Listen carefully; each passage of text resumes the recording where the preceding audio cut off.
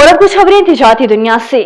लाहौर में चीनी की कीमत में एक हफ्ते के दौरान 4 रुपए से ज्यादा इजाफा हो गया। रिपोर्ट के मुताबिक नवंबर के आखिर से चीनी की कीमतें बढ़ना शुरू हो गई, जिनमें इजाफे का सिलसिला अब तक जारी है। मुल्क में मसलसल 8वें हफ्ते भी चीनी के रेट्स में इजाफा रिकॉर्ड किया गया।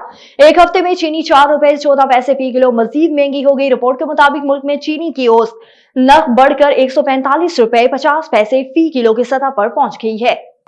और पाकिस्तान स्टॉक एक्सचेंज के कारोबारी हफ्ते में मिला जुला रुझान रहा। पाकिस्तान स्टॉक मार्केट की हफ्तावार अपडेट सामने आ गई। रिपोर्ट के मुताबिक एक हफ्ते में 100 इंडेक्स 391 पॉइंट्स कम हुआ। 100 इंडेक्स 0.34% कमी से 11,04,880 पॉइंट्स पर बंद हुआ था।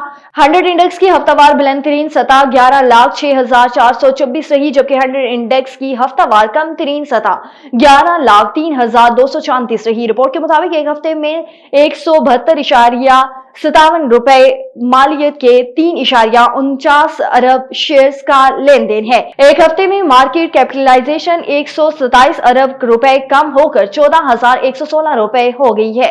और वफाकी वजीर तवानाई सरदार अवैस अहमद खान लुगारी ने वर्ल्ड बैंक को डिस्ट्रीब्यूशन लेवल ट्रांसफार्मर्स पर स्मार्ट मीटर्स की तनसीब के लिए फंड्स और सरमायाकारी की दावत दे दी। वफाकी वजीर तवानाई सरदार अवैस अहमद खान लुगारी से वर्ल्ड बैंक के नायब सदर बराए जनूबी एशिया मार्टिन रेज ने वफ्द के हमरा मुलाकात की। वफाकी वजीर पेट्रोलियम डॉक्टर मुसद्दिक मलिक भी इस मुलाकात में शरीक थे। वफाकी वजीर अवैस लुगारी ने बताया है कि वक्त स्मार्ट मीटर घरेलू और गिरद सतह पर नस्ब किए जाएंगे, जिसके मस्बत नताइज सामने आ रहे हैं। ट्रांसफार्मर्स की सतह पर स्मार्ट मीटर्स नस्ब न किए गए तो किसी इलाके में मतलूबा कारकर्दगी और मुनसिफाना लोड मैनेजमेंट मुमकिन नहीं हो सकेगा।